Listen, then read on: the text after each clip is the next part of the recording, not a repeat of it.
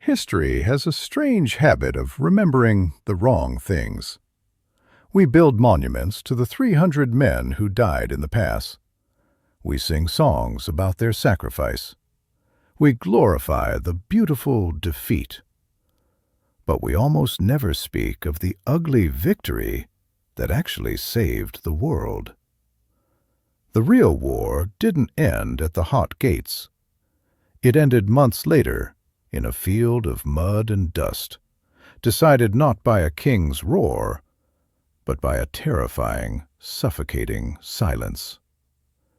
It was a battle won by men who were starving, fighting over drops of water, led by a general who would go home a hero and die a traitor, bricked up in a wall by his own mother. Why do we remember the martyrs, but forget the survivors? This is the story of the army that shouldn't have existed, a story of how the greatest alliance in history almost collapsed before the first spear was thrown.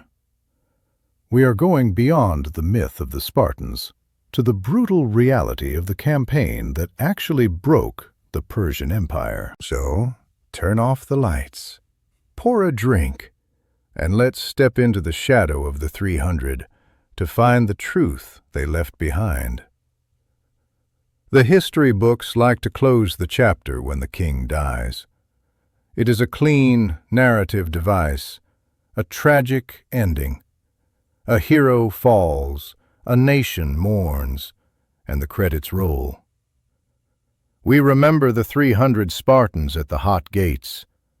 We remember the red cloaks, the bronze shields, and the final, defiant shout against the dark.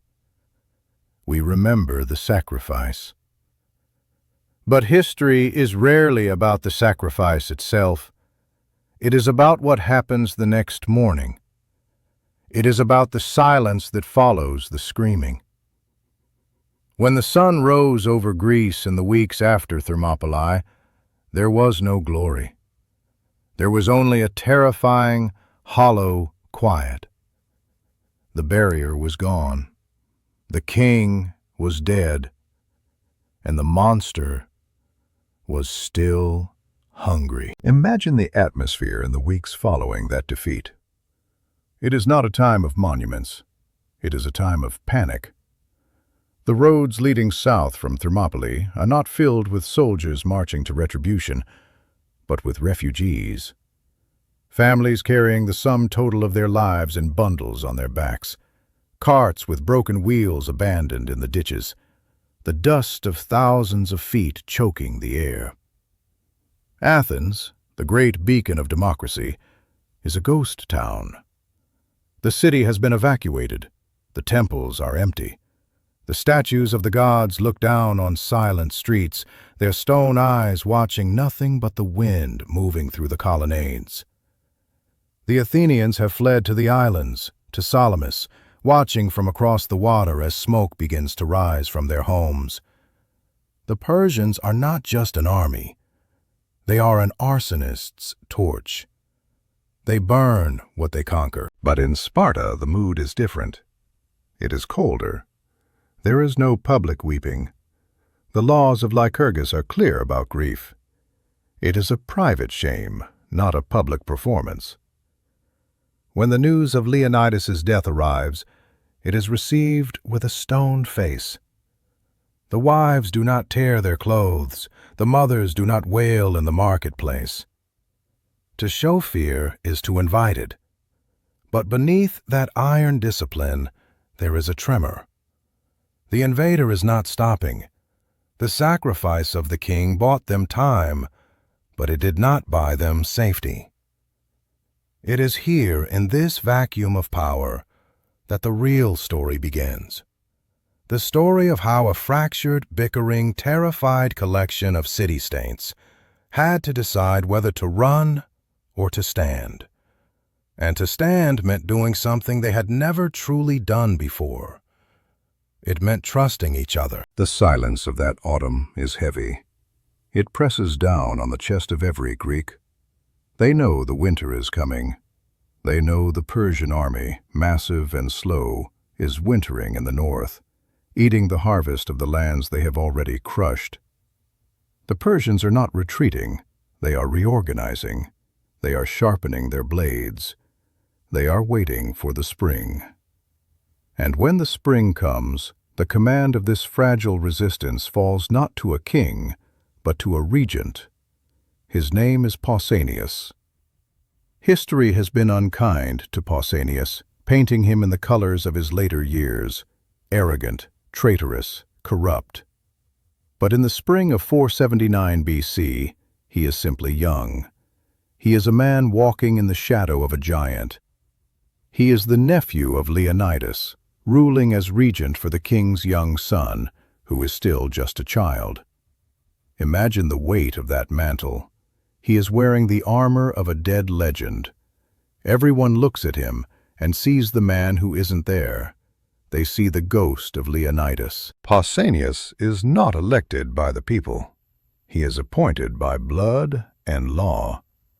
He is a Spartan royal, bred for war, raised in the agoge, where pain is a teacher and silence is a virtue.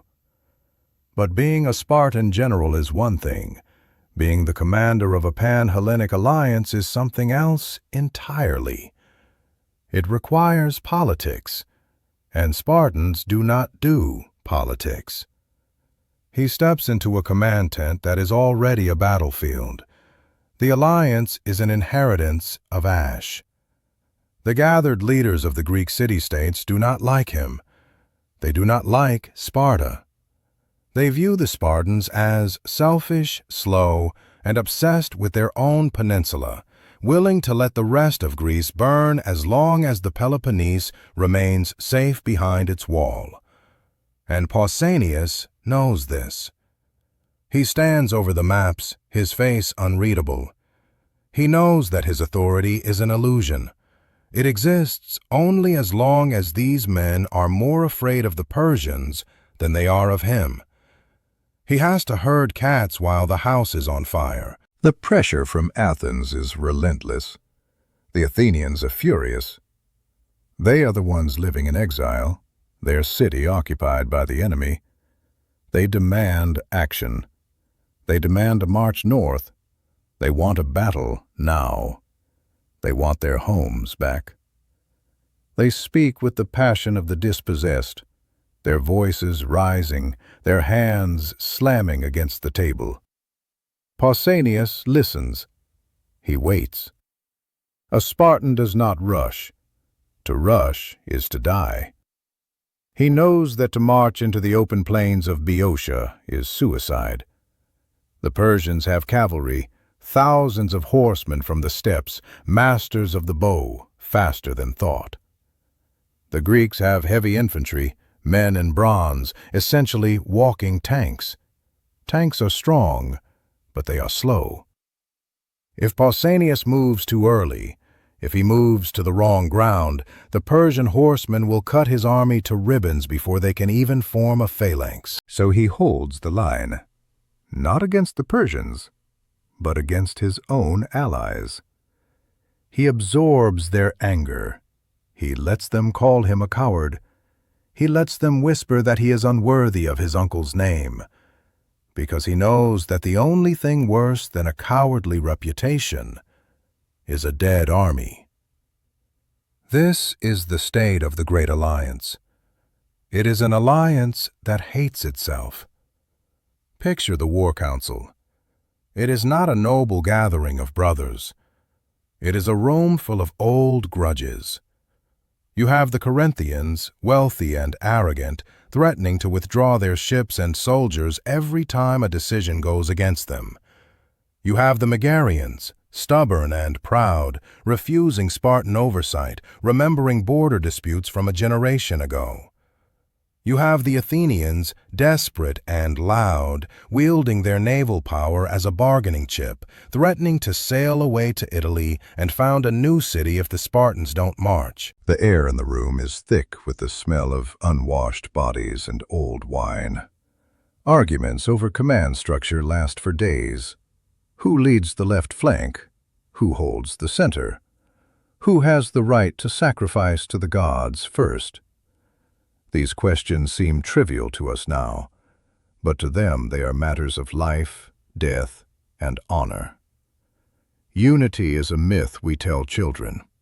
In reality, unity is just a shared panic. The only thing holding these men together is the knowledge of what lies to the north. They have heard the stories. They know what happens to cities that resist the great king. The men are impaled. The boys are castrated to serve as eunuchs. The women are sent to the harems of Susa. The temples are burned. The identity of the people is erased. That fear is the glue. It is a brittle, drying glue, cracking under the heat of the arguments. And while they argue, the scouts return. They come riding in on horses lathered with sweat, dust caking their eyelashes. They bring news. The waiting is over. The Persian cavalry is moving west. The machine is awake. To understand the threat, we must look at the enemy. We must look at the man Xerxes left behind. The great king Xerxes had seen enough of Greece. After the naval defeat at Salamis, he feared for his own safety. He feared the Greeks might sail to the Hellespont and destroy the bridges of boats that connected Europe to Asia, trapping him in this hostile, rocky land. So he left. He took the bulk of his court, his treasures, and a portion of his army, and he went home to the luxury of Persepolis. But he did not abandon the war. He left it in the hands of a professional, Mardonius. If Xerxes was the dreamer, the god-king who lashed the sea with chains when it disobeyed him, Mardonius is the soldier. He is the hawk. He is aggressive, intelligent, and utterly ruthless. He was the one who advocated for the invasion in the first place. This war is his child. And now that the king is gone, Mardonius is free to fight it his way. He does not sit idle in the winter months. He works. The Persian army is an engineering marvel. While the Greeks argue in their tents, Mardonius's engineers are out in the field. They are repairing roads. They are bridging rivers. They are clearing forests to create grazing land for their horses. Mardonius knows the Greek weakness. He knows they are heavy, slow, and prone to infighting. He knows they depend on hoplite formations that require flat, unbroken ground to function. If the phalanx breaks, the Greeks die. So he chooses his ground carefully. He moves his forces into Boeotia, a region of rolling plains and open spaces. It is cavalry country. He builds a massive fortified camp, a city of wood and canvas, surrounded by a palisade and towers. He is baiting the trap. He wants the Greeks to come to him. He wants them to march out of the mountains and on to the dinner plate. He has also learned from Thermopylae. He knows that the Greeks are hard to kill when they are bottled up in a narrow pass. So he resolves never to fight them on their terms again. He will force them to fight on his. The name Mardonius spreads through the Greek camps like a sickness. The veterans of Thermopylae and Marathon know him. They know he is not a decadent aristocrat playing at war. He is a general who leads from the front. He rides a white horse, and his armor is gold scale, glittering in the sun. But it is not the gold that scares them. It is the discipline of the men behind him. The immortals are still there. The Sicans with their battle axes, the Bactrians, the Indians with their war dogs. It is a cosmopolitan army, a collection of the world's most dangerous warriors, all focused on a single point, the destruction of the Greek alliance. The chessboard is set, the pieces are moving, and the Greeks must make a choice. They can stay behind the wall across the Isthmus of Corinth and watch Athens burn for a second time, or they can cross the mountains and meet the beast in the field. Pausanias gives the order. They march. They move north, crossing the ridge of Mount Kithaeron. As they crest the peaks, the view opens up before them, the plain of Boeotia, and there, stretching as far as the eye can see, is the enemy. The campfire tales often skip the geography, but the geography is the main character of this battle. The Greeks look down from the safety of the foothills. Below them lies the river Asopus. It is not a mighty river, but it is a distinct barrier. To the north of the river, the Persians are waiting. The Greeks descend, but they do not go all the way down to the flatland. They stick to the lower slopes, the uneven ground where the Persian horses cannot charge effectively. They position themselves near a small town, Plataea. Why Plataea? It is not a strategic fortress. It is a small place. But it has something the army needs more than walls. It has water. An army of this size, and it is growing every day, drinks rivers dry. A hoplite in full panoply, marching in the Greek summer, needs gallons of water just to stay upright. The sacred springs and the tributaries near Plataea dictate the position. The generals do not choose the ground based on tactical brilliance alone. They choose it because the men are thirsty. The position is a compromise. It is defensive, keeping the high ground, but it is close enough to threaten the Persians. It is a challenge. The Greeks are saying, "We are here. We have not run." But the position is precarious. They are exposed. There is no shade. The sun beats down on the rocky slopes. The dust rises. And across the river, the Persians watch. They do not attack. Not yet. Mardonius is patient. He sees the Greeks clinging to the hillsides like goats.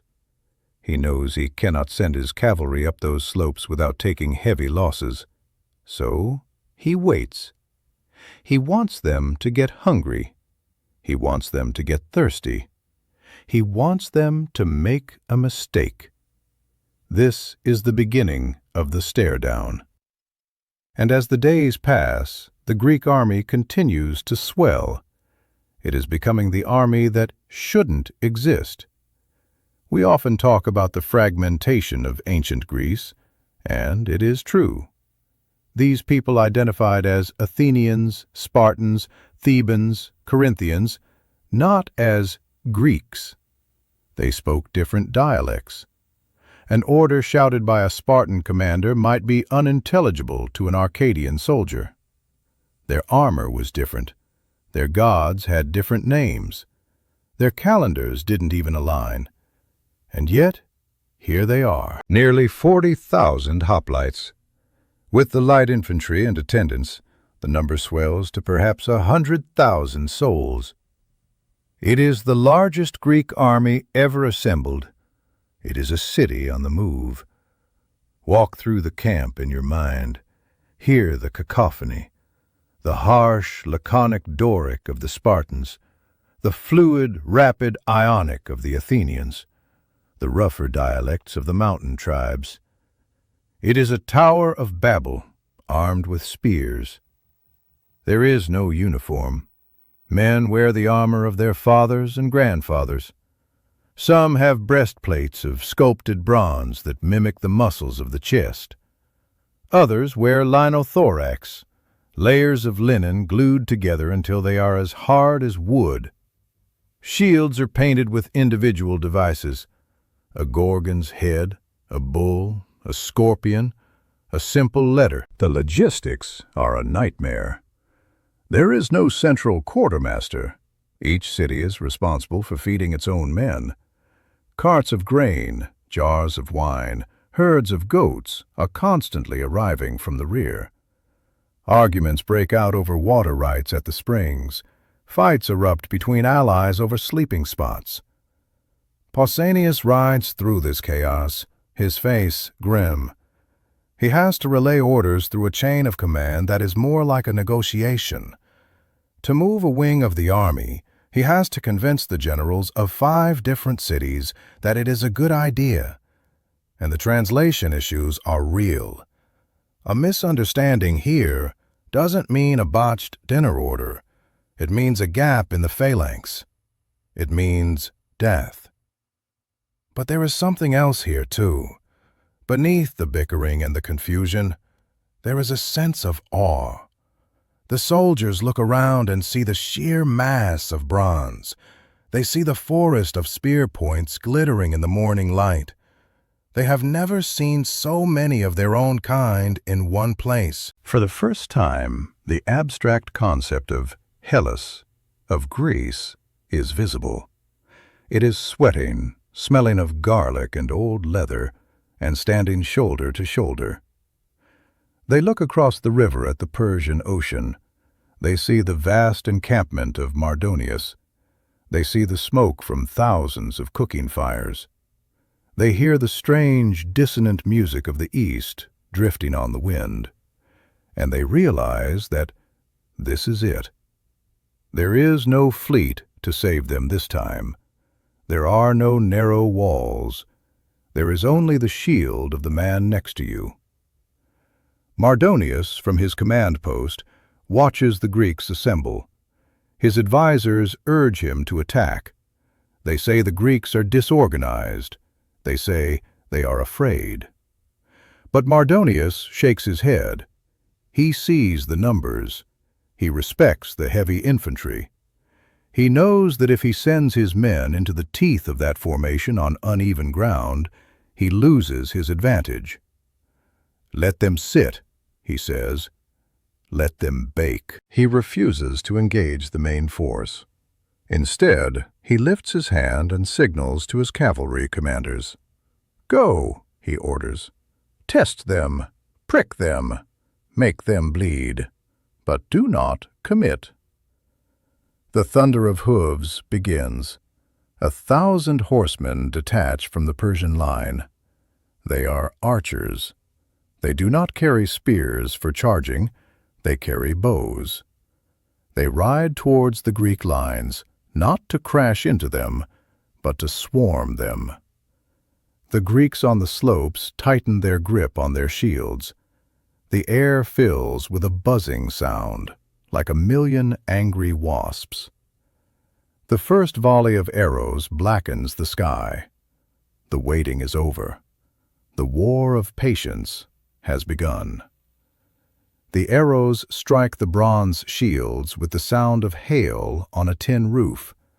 Clang, clang, thud. Men cry out as arrows find the gaps in their armor, the throat, the groin, the unarmored thigh. The Greek archers return fire, but they are outranged and outmatched. The Persian horses wheel and turn, impossible targets. They ride up to the very edge of the effective range, loose their shafts, and gallop away before the heavy infantry can take a single step. It is infuriating. The Spartans stand like statues, taking the fire. They are trained for this. To flinch is a disgrace. They angle their large, round shields, creating a wall of bronze and wood. But the other allies are restless. The Megarians, positioned on a lower slope, are taking the brunt of it. They send a runner to Pausanias. "We cannot hold," the message says. "Send help, or we retreat." Pausanias looks at the runner. He looks at the sun, blazing high and cruel. He knows this is a test. Mardonius is probing for a weak spot. If the Megarians break, the line crumbles. If Pausanias sends his Spartans to help, he exposes his own flank. He calls for volunteers. "Who will go to the aid of Megara?" The Athenians step forward. Of course they do. They are eager to show that they are the bravest, the most active. A unit of Athenian archers and heavy infantry moves down the slope. The skirmish that follows is nasty and confused. Dust obscures everything. Men are stabbing at shadows. The Persian cavalry commander, a man named Mecistius, a giant of a man riding a Nicaean stallion with a gold bit, leads the charge. He is laughing. He thinks this is sport. But the Athenians are stubborn. An arrow hits Mecistius's horse. The beast rears. The giant falls. Suddenly the dynamic shifts. The Greeks rush forward, not as an army, but as a mob. They want the trophy. They want the body. The Persians see their leader fall and turn back, screaming. The skirmish turns into a brawl over a corpse. It is a small victory. The Greeks manage to drag the body of Mecistius back to their lines. They put him on a cart and parade him through the ranks. "Look," they shout, "they bleed! They die just like us!" The men cheer. For a moment, morale soars. They have killed a Persian commander. They have proven that the monsters are mortal. But Pausanias does not cheer. He watches the Persians regroup across the river. He sees them shaving their heads and cutting the manes of their horses in mourning for Mecistius. The wailing from the Persian camp that night is a terrible rhythmic sound that echoes off the mountains. Pausanias knows that this was just the opening move. Mardonius has lost a chess piece, but the board is still his. The water in the springs is running low. The convoys of food from the rear are being harassed by Persian raiding parties that circle around the mountains at night. The Greeks are trapped on their hill, and the sun keeps rising, hotter every day. Mardonius has a new plan. He will not charge the hoplites. He will not fight them. He will simply choke them. He will use his cavalry to cut off their supplies. He will poison their water. He will turn the battlefield into a prison. The army that shouldn't exist is about to face its greatest enemy, not the spear or the bow or the sword, but thirst. The silence of the aftermath is gone. The noise of the gathering is over. Now comes the grind, the slow, agonizing decay of the spirit, the realization that heroism isn't about dying in a blaze of glory. It's about standing in a line, covered in flies, with a parched throat, waiting for an order that never comes. This is the end of the beginning. The grand ambition of the rise is over. Now they must survive the reality. The machine is shifting gears, and the Greeks are stuck in the mud. There is a myth about war that survives even today. We imagine war as a series of events, a charge, a clash, a victory. We imagine it as continuous motion.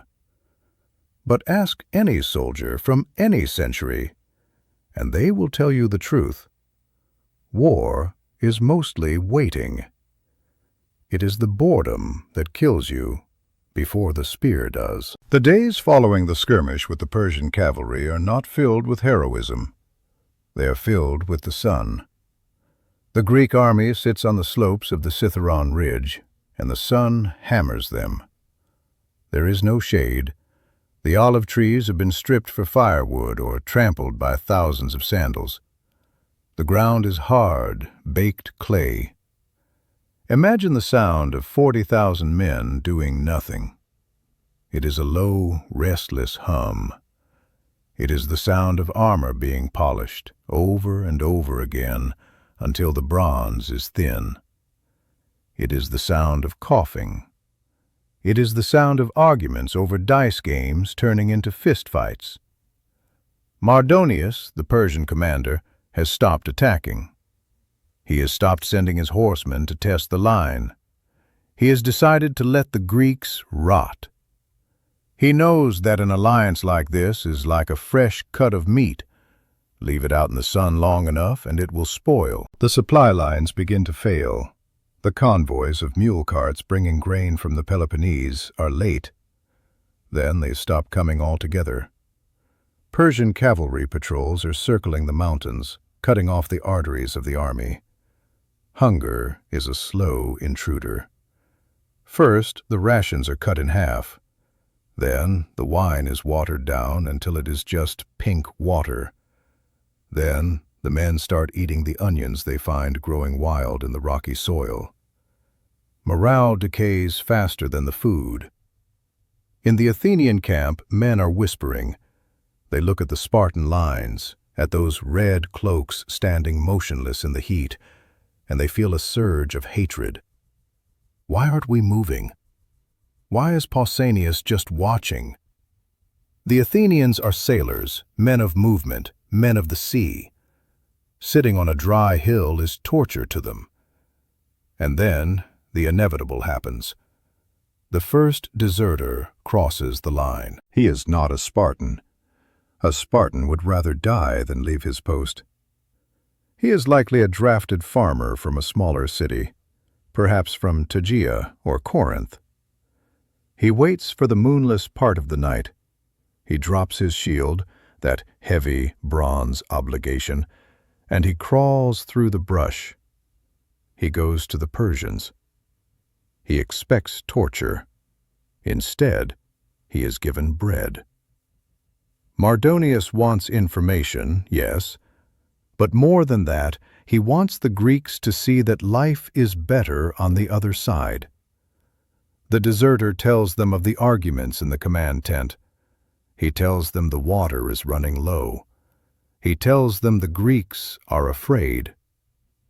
Mardonius listens, and he smiles. The fruit is ripening. But the Greeks do not move. They are paralyzed by something stronger than fear. Superstition. Every morning, as the sun bleaches the sky white, the fires are lit. Pausanias stands before the altar.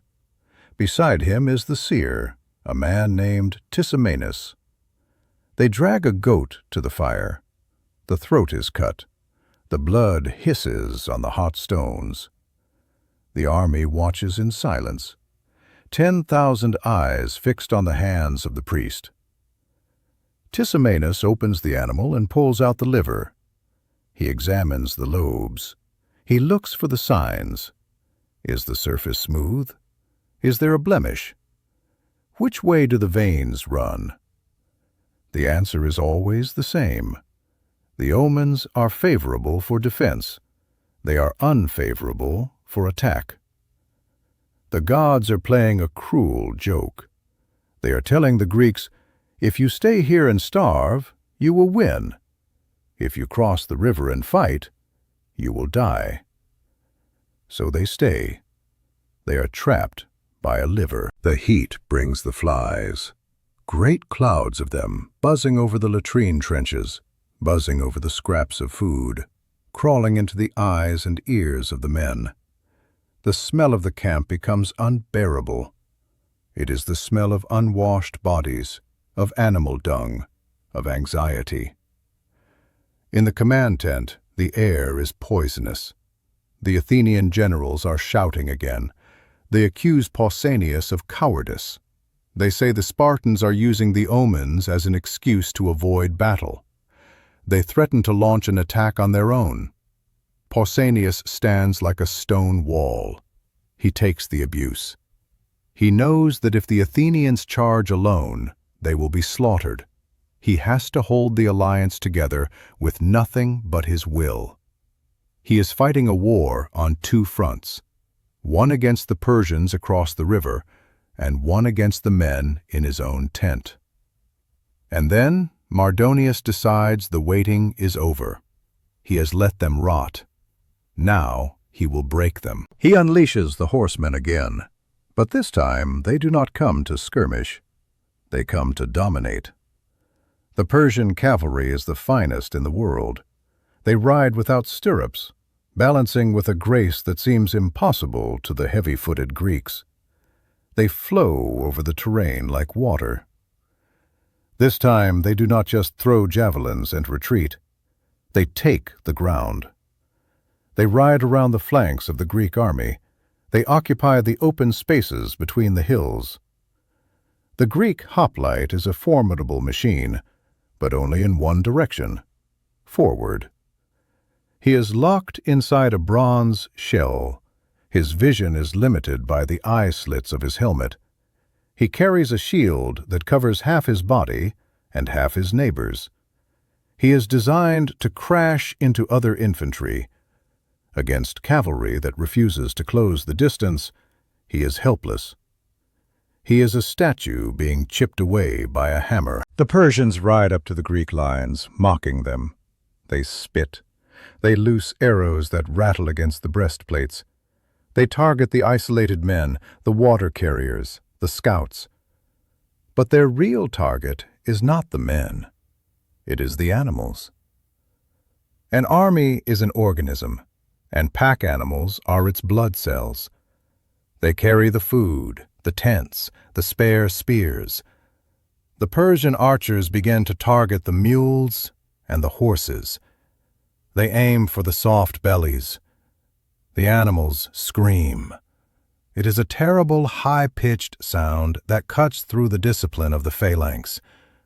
The Greeks watch as their logistics bleed out into the dust. The carcasses of mules begin to litter the slopes, bloating in the sun, adding to the stench. And then the Persians make their checkmate move. They find the spring. The Gargaphia spring. It is the only reliable source of water for the entire Greek army. It is a sacred place, a gift from the earth. The Persian cavalry swarms it. They do not just capture it, they destroy it. They ride their horses into the water. They churn the mud with their hooves. They defecate in the pools. They fill the clear water with silt and filth. They choke the source. When the news reaches Pausanias, the silence in the tent is absolute. The water is gone. The supply lines are cut. The omens say, wait. But to wait now is to die of thirst. Thirst is a panic that starts in the throat and moves to the mind. By the next afternoon, the discipline of the Great Alliance begins to fracture. It is chapter 10. The Spring of Thirst. Men are fighting over the dregs of water in their wineskins. The lips of the soldiers are cracked and bleeding. The tongue swells until it feels too big for the mouth. Hallucinations begin. Men see water shimmering on the dry rocks. The Helots, the Spartan slaves who serve as attendants in light infantry, are the ones who suffer most. They are the ones sent out at night, risking death to find muddy puddles in the ravines. They crawl on their bellies, clutching cracked jars. Many do not come back. They are ridden down by Persian patrols who hunt them for sport. Pausanias looks at his army. He sees the eyes of his men. They are hollow, wild. He knows that he has lost the luxury of strategy. He has lost the luxury of omens. He cannot stay here. If they stay, they will be too weak to lift their shields in 48 hours. The Persians won't even have to fight them. They will just walk in and slit their throats. He makes a decision. It is a dangerous decision. It is the kind of decision that ends careers and destroys armies. He orders a retreat. But he cannot call it a retreat. That word would panic the Allies. He calls it a repositioning. The plan is this. Under the cover of darkness, the entire army, 40,000 hoplites plus the light troops, will break camp. They will march backward toward the city of Plataea, to a patch of land called the Island, where the river splits and forms a natural moat. There they will have water. There the Persian cavalry cannot easily reach them. It sounds simple on the map. Move from point A to point B. But moving 40,000 men at night in the presence of the enemy, with no radios, no flares, and different languages, is not a maneuver. It is a gamble. Night falls. The moon is obscured by clouds. It is pitch black. Orders in the dark. The order is whispered down the line. Pack the gear. Muffle the weapons. Do not speak. Follow the man in front of you. The heavy infantry struggle to their feet. They are exhausted, thirsty, and blind. The columns begin to move. And immediately, everything goes wrong. The Greek center, comprised of the smaller city-states, the Megarians, the Corinthians, the Phaeacians, they do not just move to the new position, they run. Panic takes hold. They are so desperate to get away from the Persian cavalry that they overshoot the destination. They march all the way back to the walls of Plataea and huddle there, terrified and disorganized. They effectively remove themselves from the battle line. The Greek army is now cut in half. On the left wing, the Athenians are waiting. They are suspicious. They don't trust the Spartans. They think the Spartans might be trying to trick them, to leave them behind as a rear guard. So they don't move. They stand there, fully armored, waiting for the Spartans to move first. And on the right wing, where the Spartans are, a farce is playing out. A farce that threatens the fate of Western civilization. Pausanias gives the order to march. But one of his captains refuses. His name is Amompharetus. He is the commander of the Pitonate battalion. He is a Spartan of the old school. He looks at Pausanias, this regent, this politician, and he shakes his head. "Spartans do not retreat," he says. He picks up a large rock with both hands and throws it at Pausanias's feet. "With this pebble, I cast my vote against running away from the stranger." Imagine the scene. It is the middle of the night. The enemy is a mile away. The rest of the army is scattering in the dark. And here stands the commander of the Allied forces, arguing with a stubborn subordinate who refuses to budge. Pausanias is furious. He begs, he threatens. He points to the rear where the rest of the Spartans are waiting. Amompharetus crosses his arms. He will not move. He will not bring shame upon his unit. The argument drags on for hours. The sky begins to turn gray in the east. The birds start to sing. Pausanias realizes he has run out of time. He cannot wait for this fool. He gives the order for the rest of the Spartans to march, hoping that when Amompharetus sees his comrades leaving, he will follow. The Spartans begin to march. The Athenians, seeing the Spartans finally move, begin to march as well, but they take a different route, sticking to the low ground. The army is now split into 3 disconnected pieces. The center is hiding by the city walls. The Athenians are in a valley. The Spartans are trailing across the ridge, with Amompharetus and his battalion walking slowly, sullenly, a mile behind them. It is a disaster. It is the definition of chaos. The sun breaks over the horizon. Chapter 12. The Illusion of Collapse. Mardonius steps out of his tent. He expects to see the Greeks on the ridge, suffering in the sun. He looks. The ridge is empty. He blinks. He calls for his horse. He rides to the riverbank. He sees the dust clouds. He sees the Greeks retreating. But it doesn't look like a tactical withdrawal. It looks like a rout. He sees the isolated Spartan unit of Amompharitus lagging behind, looking vulnerable. He sees the Athenians separated by hills. He sees the center completely gone. To Mardonius, this is not a trap. It is a gift. The Greeks have broken. Their alliance has dissolved. They are running home. His advisors are cautious. Artabazus, a prudent general, warns him. "The Spartans do not run," he says. "This could be a ruse. Let us wait." But Mardonius is done waiting. He has spent the winter building roads. He has spent the spring staring at these hills. He has watched the king leave him behind to finish the job.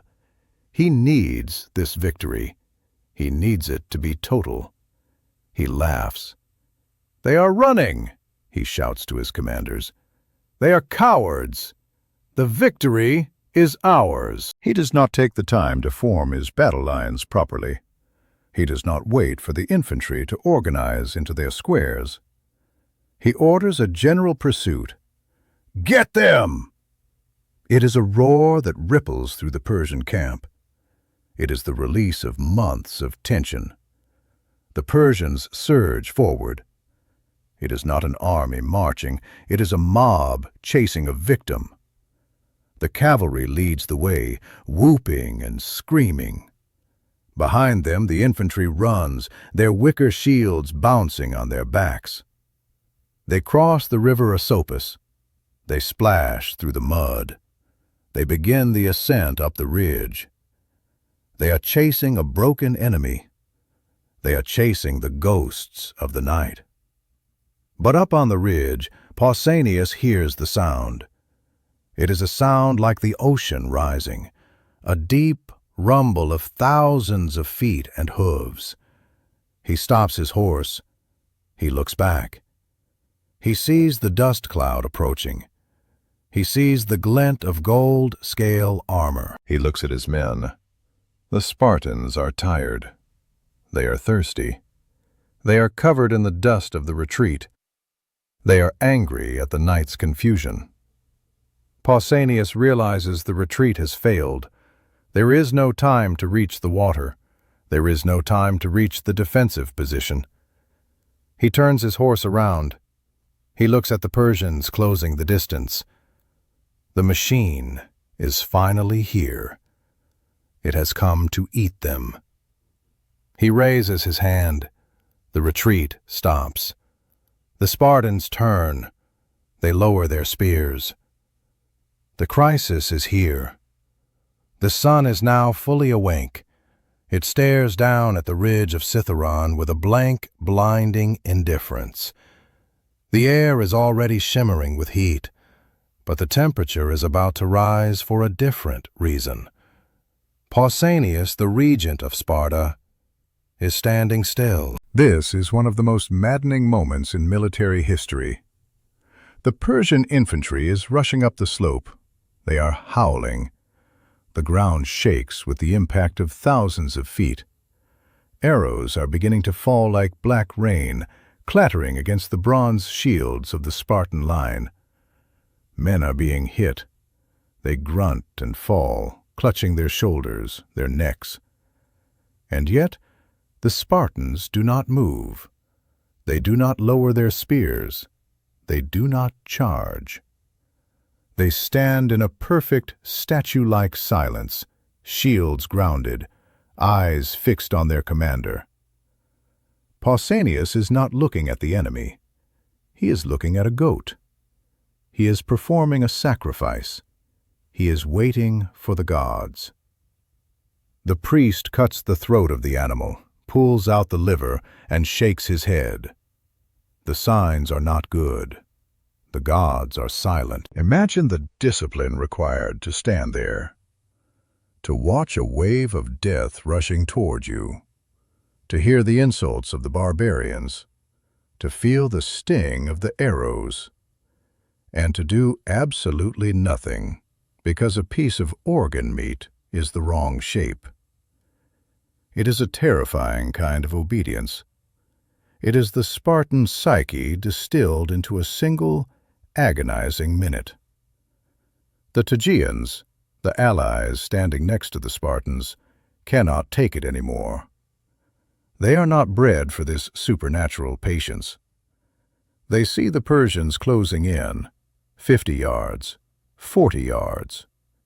They break. They roar and charge forward, defying the order to wait. Pausanias looks up. He looks at the sun. He looks at the temple of Hera in the distance. He screams a prayer, tears reportedly streaming down his face. He demands the goddess to witness this. The priest cuts another goat. This time, he nods. The signs are good. Pausanias lowers his arm. It is as if a dam breaks. The Spartan line, 5,000 men deep, moves as one organism. They lift their shields. They lower their spears, 8 feet of ash wood tipped with iron. They step forward. They do not run. They march. A rhythmic, terrifying stomp. Step, step, step. The collision is not like the movies. It is not a graceful duel. It is a car crash. The Persian front line is composed of brave men. Let us not take that away from them. They are the conquerors of the known world. They have marched from the Indus to the Aegean. They are not cowards, but they are fighting a physics problem they cannot solve. They carry wicker shields, Garan. Wicker is excellent against arrows. It is light, it is mobile. But against a bronze-faced shield backed by the weight of a man pushing with his shoulder, wicker is nothing. It is paper. The Spartan phalanx hits the Persian line with the force of a landslide. The sound is sickening. The cracking of wood, the crunching of bone, the scream of metal on metal. The front rank of the Persian army simply evaporates. They are trampled. They are impaled. But the Persians do not run. This is the tragedy of the charge. They try to fight. They drop their bows and draw their short swords. They grab the Spartan spears with their bare hands, trying to snap the wood. They throw themselves bodily onto the shields, trying to drag the hoplites down by weight alone. It is bronze against flesh. It is geometry against passion. The Spartans work like a machine. They stab, step, push, stab, step, push. They are a meat grinder moving uphill.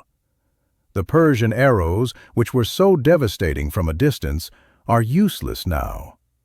The archers in the back ranks are firing blindly into the melee, hitting friend and foe alike.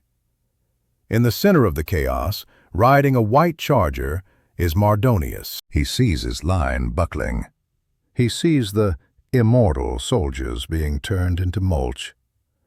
But Mardonius is not Xerxes. He does not sit on a throne on a distant hill. He draws his sword. He gathers his personal guard, 1,000 of the finest warriors in Asia, and he rides into the teeth of the Spartan line. For a moment, the momentum shifts. Mardonius is a whirlwind. He cuts down a Spartan, then another.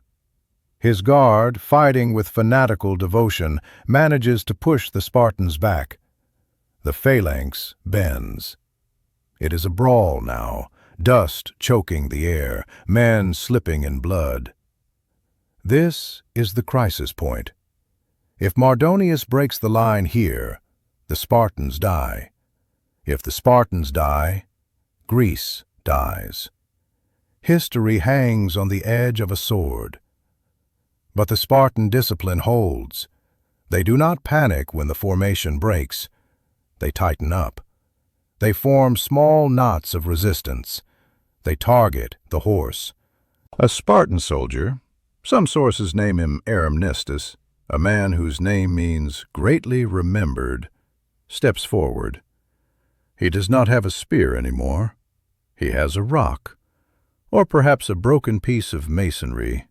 The accounts are hazy, blurred by the dust of the moment. He heaves it. It strikes Mardonius. It is an unceremonious end for the man who wished to conquer the West. The stone hits his head. The helmet crumples. The light goes out. Mardonius, the cousin of the king, the architect of the war, the burning flame of the Persian ambition, falls from his horse into the dirt, and with him falls the empire. An army is a pyramid. It relies on the capstone to hold it together. When Mardonius hits the ground, the command structure of the Persian army vanishes instantly. There is no second in command who can rally the troops.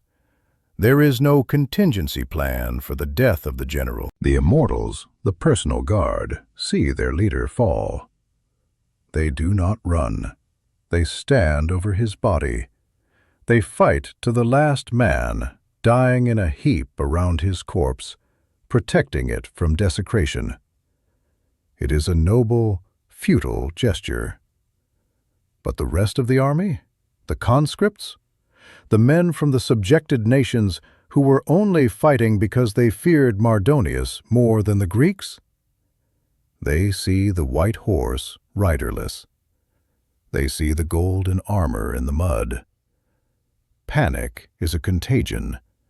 It spreads faster than fire. One unit turns, then another. The Pan, the ancient god of wild fear, takes the field. The Persian infantry dissolves. They turn their backs. And that is when the slaughter begins. A phalanx is a wall when it faces you. It is a scythe when you run from it. The Spartans pursue. They stab the backs of the fleeing men. It is no longer a battle. It is a harvest. To the north, the other Greek allies are finally arriving. The Athenians, having fought off the Theban allies of Persia in the valley, crest the ridge. They see the Persians running. The Persians retreat to their great fortified camp, the wooden stockade Mardonius had built weeks ago. It is a massive structure, walls of timber, watchtowers, a city of war. They swarm inside, barring the gates, manning the walls. They think they are safe. They think they can withstand a siege. But the Greeks are not in a mood for a siege. They are fueled by months of fear, by the burning of their cities, by the thirst of the last week. The Spartans arrive at the walls first, but they are notoriously bad at siege warfare. They hack at the wood uselessly. But then the Athenians arrive. The Athenians are engineers. They understand leverage. They understand walls. They breach the palisade. What happens next is something that history usually glosses over with the word victory. We should not gloss over it. It is an extermination. The Greeks pour into the camp. The Persians are trapped. Tens of thousands of men huddled in a confined space with nowhere to run. The Greeks move through the tents. They do not take prisoners. They do not accept surrender. The ancient sources tell us that out of the vast army that Mardonius commanded, estimates range from 100,000 to 300,000, less than 3,000 survived the day. Even if those numbers are exaggerated, the reality is a massacre of industrial proportions. The ground turns to mud, but not from rain. The screaming inside the camp goes on for hours. Then, slowly, it fades. The silence returns. But it is not the silence of the morning. It is the heavy, sweet, metallic silence of the abattoir. The sun begins to set. The crisis is over. The fall is complete. Now comes the smell. Chapter 17. What victory smells like. Walk through the wreckage of the Persian camp. It is a surreal landscape. The Persians brought their entire court with them. The ground is littered not just with bodies, but with opulence that the poor farmers of the Peloponnese can barely comprehend. Here is a tent made of silk, embroidered with gold thread. Inside there are bowls of solid silver. There are mangers for the horses made of bronze. There are chests spilling over with gold derricks, bracelets, necklaces. There are concubines, terrified and huddling in the corners. There are camels, exotic beasts the Greeks have never seen, wandering confused among the corpses. The Greeks stop killing. They start looking. A helot picks up a gold bracelet. He thinks it is brass. He has never seen gold in this quantity. He throws it on a pile. Pausanias walks through the devastation. He is covered in dust and blood. He is the victor, the savior of Hellas. He finds the tent of Mardonius. It is a palace of canvas. The floor is covered in deep carpets. The furniture is inlaid with ivory. Pausanias looks at it all with a strange expression. He calls to his cooks. "Prepare a Spartan meal," he orders. Then he calls to the captured Persian cooks. "Prepare a meal such as Mardonius would have eaten." The two meals are laid out side by side. On one table, the black broth, the hard barley bread, the simple cheese of Sparta. On the other, a feast of roasted meats, sweet cakes, dates, wine in golden goblets. Pausanias laughs. He points to the difference. He calls his generals over. "Look at the folly of this man," he says, gesturing to the dead Mardonius. "He had all of this," pointing to the Persian feast, "and yet he came here to rob us of this," pointing to the black broth. It is a good soundbite. It is the kind of story that gets repeated at symposiums for 100 years. The moral superiority of the poor, hard Greek over the soft, decadent Persian. But the laughter is brittle, because as the adrenaline fades, the Greeks look at the gold, and they look at each other. The looting begins. And with the looting comes the fracture. The alliance was built on fear. The fear is dead. Now greed takes its place. Arguments erupt almost immediately. Who won the battle? Was it the Spartans who broke the line? Was it the Athenians who breached the wall? Was it the Tegeans who charged first? The Aeginetans are accused of stealing the best spoils. The Corinthians are angry they were left out of the main fight. The mantra of unity dissolves into, "That is mine." They pile the treasure for distribution. A tenth is set aside for the gods, for Apollo at Delphi, for Zeus at Olympia, for Poseidon at the Isthmus. From this loot they will build a bronze serpent column, 3 heads twisted together, inscribed with the names of the cities that fought. But even the monument becomes a battlefield. Pausanias, drunk on victory, decides to write the inscription himself.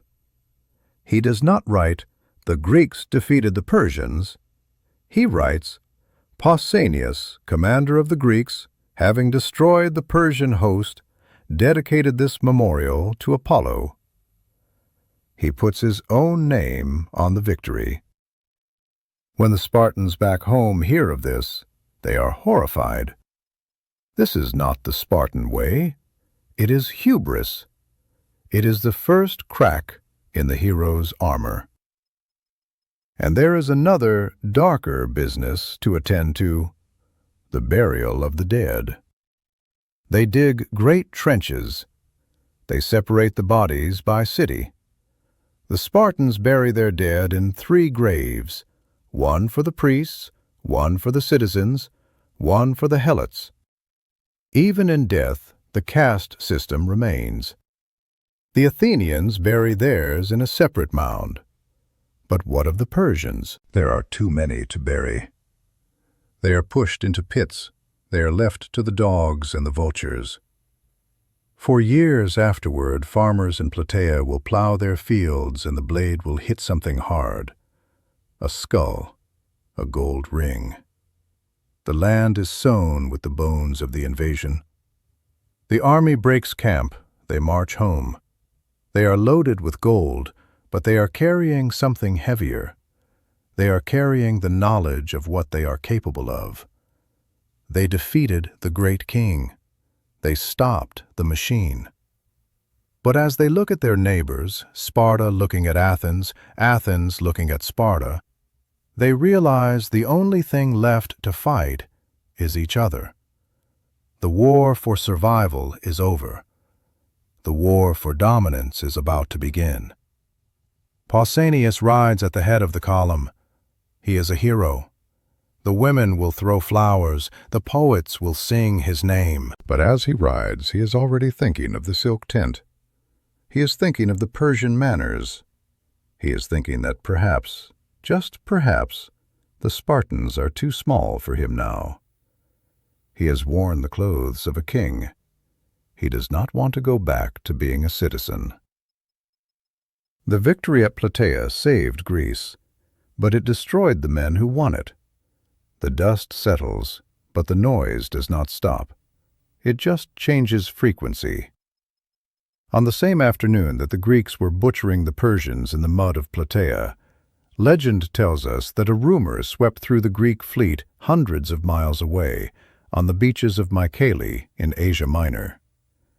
They say a herald's staff washed ashore, or a phantom voice carried the news across the Aegean Sea. The army has won. Whether it was magic or just hopeful thinking, the result was the same. The Greek fleet attacked the Persian remnants at Mycale and burned their ships. In a single span of 24 hours, the Persian threat, the monster that had shadowed the dreams of every Greek for a generation, was decapitated, dismembered, and buried. The invasion was over.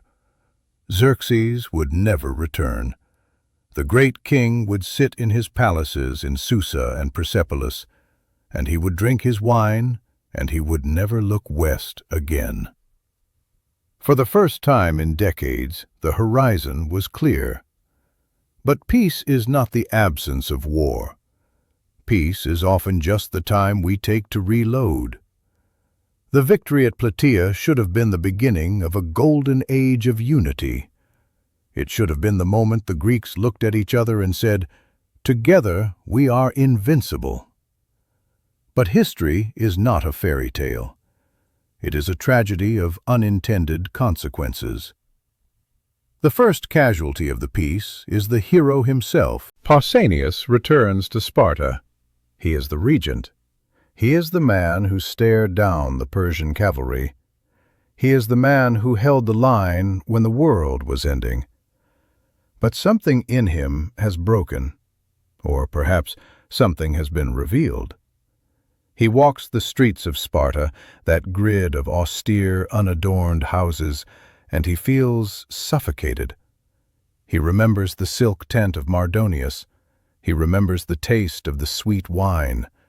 He remembers the deference of the Persian subjects, who bowed until their foreheads touched the dirt. In Sparta, no one bows. In Sparta, even a king is just a man subject to the law. Pausanias begins to change. He starts wearing Persian robes in private. He hires a bodyguard of Egyptians and Medes. He becomes difficult to approach. He starts treating his fellow Spartans not as brothers, but as subjects. Rumors begin to swirl.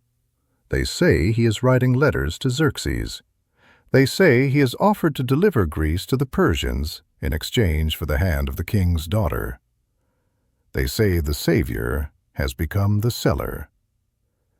The ephors, the 5 elected overseers of Spartan law, watch him. They do not like heroes who grow too tall. In Sparta, if a nail sticks out, you hammer it down. They recall him. They put him on trial. He is acquitted of treason, but convicted of oppression. It is a warning. But Pausanias does not listen. He is drunk on his own legend. He believes he is untouchable. He is wrong. The end of Pausanias is one of the most grimly poetic moments in antiquity. The ephors finally get the proof they need, a letter betrayed by a messenger. They come to arrest him. Pausanias runs. He flees into the temple of Athena of the Brazen House. It is a sacred sanctuary. To touch him there, to drag him out or kill him, would be a pollution.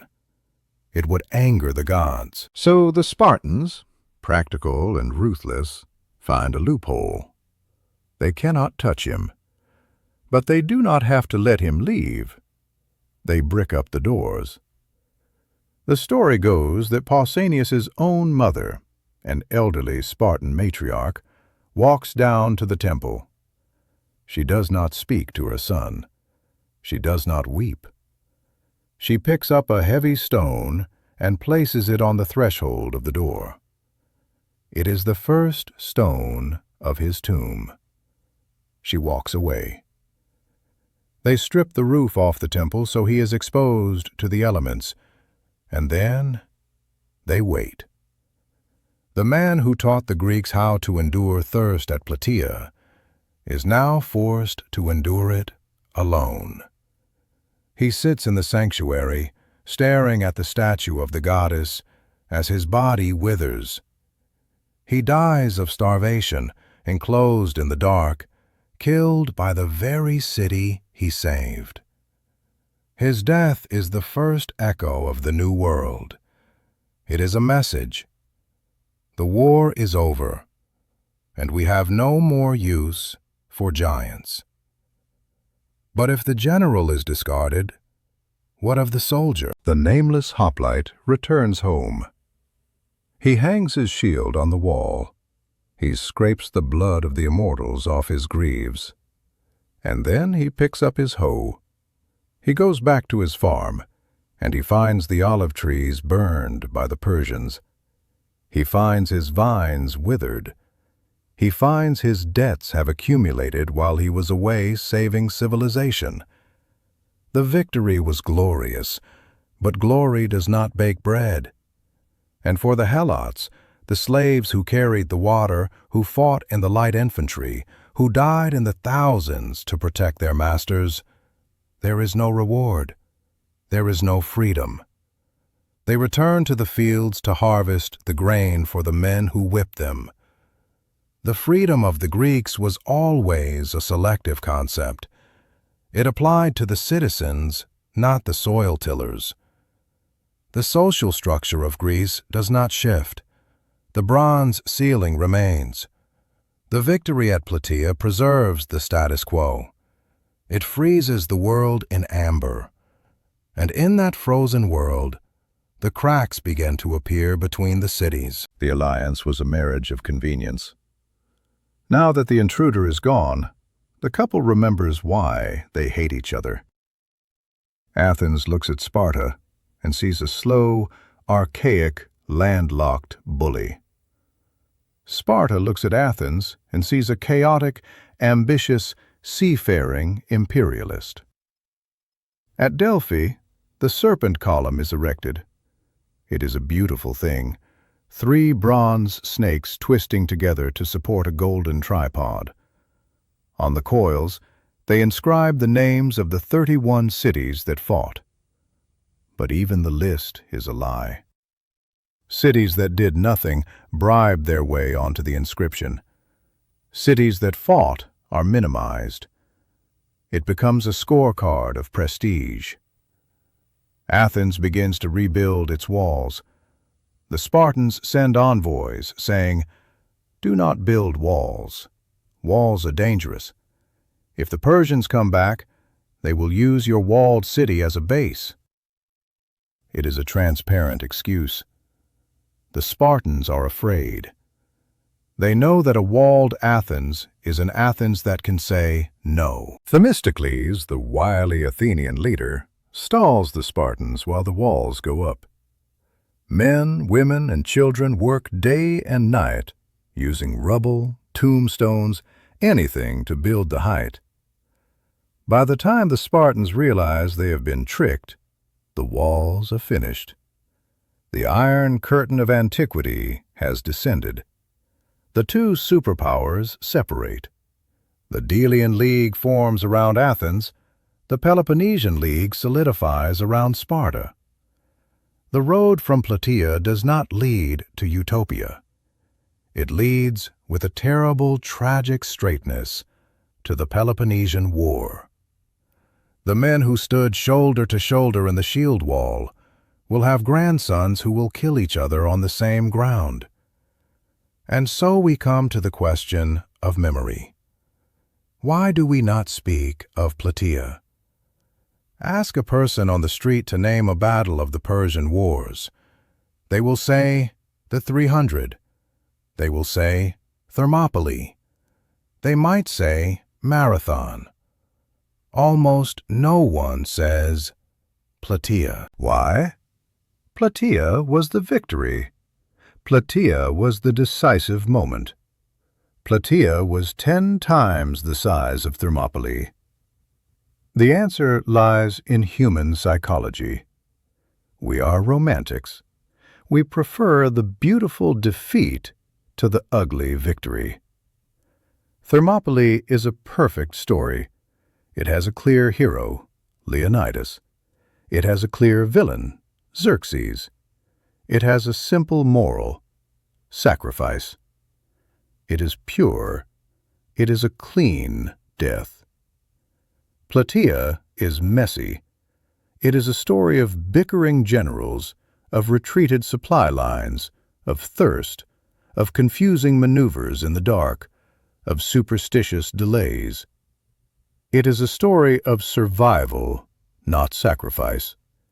It is a story of logistics, not lyrics. We remember the 300 because they died.